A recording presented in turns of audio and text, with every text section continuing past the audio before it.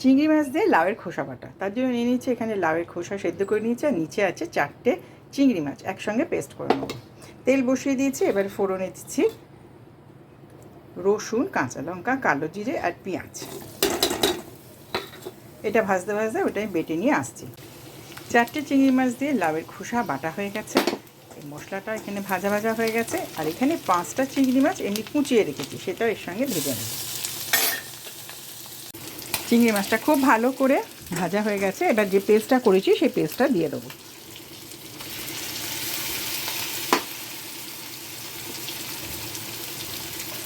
এর সঙ্গে দিয়ে দেবো নুন, চিনি আর হলুদ। আর এটার থেকে একটু পরিষ্কার করে আমি এর মধ্যে কড়ার মধ্যে দিয়ে দিচ্ছি। লাউ দিয়ে চিংড়ি দিয়ে খুব ভালো করে কষিয়ে নিয়েছি, একদম শুকনো শুকনো করে নিয়েছি। এখন আমি দিয়ে দেবো 1 চামচ ডেসিকেটেড কোকোনাট, দিয়ে খুব ভালো করে নাড়াচাড়া করে আমি তোমাদের সার্ভ করে দেখিয়ে দিই। চিংড়ি মাছ দিয়ে লাউয়ের খোসা বাটা আমার রেডি হয়ে গেছে, আমি সার্ভ করে তোমাদের দেখিয়ে দিলে অসাধারণ টেস্ট হয়েছে, গরম গরম ভাতে জাস্ট জমে যাবে। অবশ্যই জানিও তোমাদের কেমন লাগলো।